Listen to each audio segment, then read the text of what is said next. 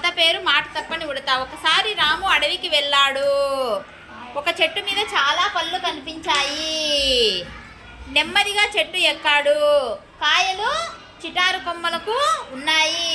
ఒకటొకటి తెంపసాగాడు. అలా తెంపుతూ ఉంటే ఒక తొర్రలో ఒక ఉడత పడుకొని కనిపించింది. నెమ్మదిగా ఆ తొర్ర దగ్గరకు పోయి లటుక్కున దాన్ని పట్టుకున్నాడు. దాంతో అది కన్నీళ్లు పెట్టుకుంది.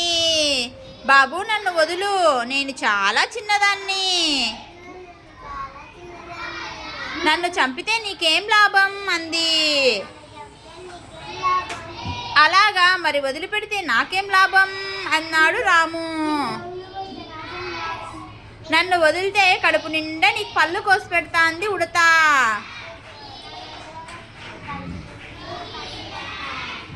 నువ్వేంది కోసేది, నేనే కోసుకుంటా. నేను ఎలాంటి చెట్టునైనా చిటికెలో ఎక్కగలను అన్నాడు రాము.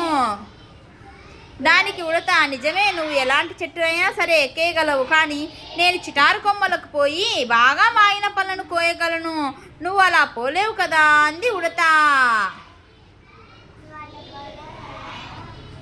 రాముకు ఉడత మాటలు నిజమే అనిపించాయి.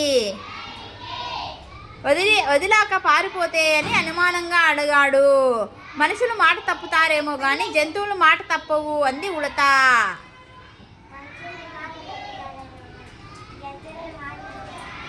రాముకి ఉడత మాటలు నచ్చాయి. వదిలేశాడు. అప్పుడు అది చిటారు కొమ్మలకు పోయి బాగా మాగిన పన్ను తెంపి కింద పడేసింది. రాము అవన్నీ మూటగట్టుకొని ఇంటికి పోయి ఆనందంగా తినసాగాడు. Very good.